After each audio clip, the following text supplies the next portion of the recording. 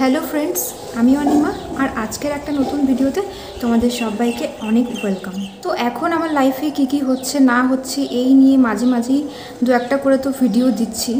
তো তোমরা হয়তো অনেকেই জানো, আবার হয়তো অনেকেই জানো না। তো তবুও আমি একবার বলে রাখি যে এখন আমার চলছে হচ্ছে 9 মাস। তো 9 মাস শুরু হয়েছে, প্রায় অর্ধেক মাস হয়েও গেছে।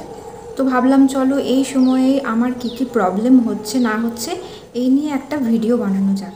তো প্রবলেমের কথা আর নতুন করে কি বলবো আর কি বলবো না সেটাই তো বুঝতে পারছি না।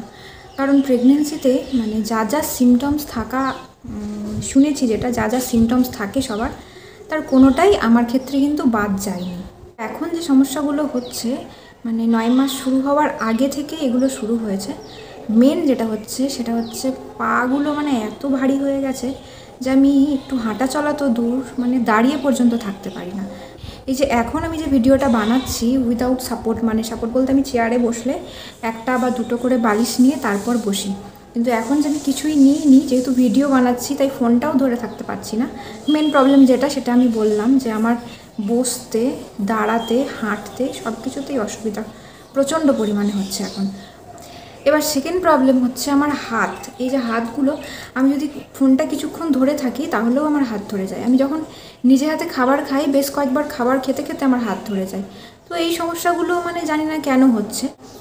ডাক্তার ঠিক যেমন যেমন বলেছে তেমন তেমন সব কিছু টেস্ট করা হয়েছে, হ্যাঁ, কিন্তু রিপোর্ট বলেছে সব কিছু নর্মাল। কিন্তু তা সত্ত্বেও জানি না কেন আমার এত সমস্যা হচ্ছে। উইকনেস যে খুব বেশি আছে তাও কিন্তু নেই, হিমোগ্লোবিন বলো সব কিছুই ওকে আছে। এবার থার্ড প্রবলেম হচ্ছে কনস্টিপশন। এটা নাকি নর্মাল, ডেলিভারিতে এটা হয়েই থাকে। 9 মাস শুরু হয়ে গেছে, প্রচণ্ড টেনশন, প্রচণ্ড ভয় লাগছে। আর আগের মাসে যে চেক আপে গিয়েছিলাম, মাসে একবার করেই চেক আপে যাই ডাক্তারের কাছে। ডাক্তার তো আর একটা ডেট যেটা দিয়েছে সেটা ওই যে ডেট ওয়াইজ চেক আপটা হয় সেটা নয়, মানে আরও আগে ডেটটা দিয়েছে। তো যাব আমি খুব শিগগির, চেষ্টা করব সেদিনও একটা ভিডিও বানানোর। আচ্ছা, আমি অনেকের কাছে শুনেছি যে এই টাইমে মানে এই 8-9 মাসের দিকে কোমরে প্রচণ্ড পেন হয়। তো আমার পেন হয় বলতে শুধুমাত্র ডান দিকে, মানে একেবারে ভেতরে মনে হয় খোঁচ খোঁচ খোঁচ খোঁচ করে ব্যথা হয় একবার করে। তো সেটা অনেকক্ষণ বসে থাকলেও হতে পারে, আবার অনেকক্ষণ শুয়ে থাকলেও হতে পারে। তো কন্টিনিউ হয় না, বা পুরো কোমর জুড়ে যেটা হয় সেটা কিন্তু এখনও হয় না। আর আরেকটা যেটা হয় মানে মাঝে মাঝেই পেট প্রচণ্ড শক্ত হয়ে যায়, প্রচণ্ড টান লাগে আর প্রচণ্ড প্রেশার লাগে, তখন মাঝে মাঝে পেটের এখানে ওখানে ব্যথা হতে শুরু করেছে। এবার আসি মেন যেটা প্রবলেম, সব থেকে বড় প্রবলেম যেটা, সেটা আমার নিজেরও প্রবলেম, আবার আমার বাড়ির লোক বা আমার যারা ভালো চায় তাদের সবারই আমাকে নিয়ে এটা প্রচণ্ড টেনশন। সেটা হচ্ছে আমি খেতে পারি না। যা খেতাম তার থেকে তো অনেকটাই খাওয়া কমে গেছে, এমনকি জলটা পর্যন্ত খেতে পারছি না।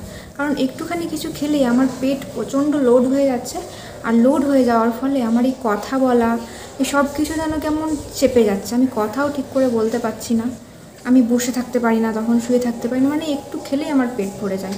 তো সে কারণে মা মানে বলতে থাকে যে না, একটু খেতে হবে, এই টাইমে খেতে হবে। তো যাই হোক, এই মেন প্রবলেমগুলো যেগুলো আসছিলো এই মুহূর্তে মাথায়, সেগুলো তোমাদের সাথে শেয়ার করলাম। তো জানিও তোমরা কিছু কমেন্টে যদি কিছু বলার থাকে। আর তোমরা একটু সাপোর্ট করো, একটু ভালোবাসা দিও, একটু ভরসা দিও, কারণ এই সময়টা তো খুব প্রচণ্ড টেনশনের। জানি না, ডক্টর বলে দিয়েছে যখন খুশি এমার্জেন্সি হতে পারে, তাই জন্য সবসময় রেডি থাকতে আর টেনশন না করতে। আর টেনশনটাই আমি সবচেয়ে বেশি করে ফেলি, সেটাই সব থেকে বড় ব্যাপার। তো চলো আর ভিডিওটা কন্টিনিউ করবো না, এখানেই শেষ করব। তো আজকের মতো টাটা।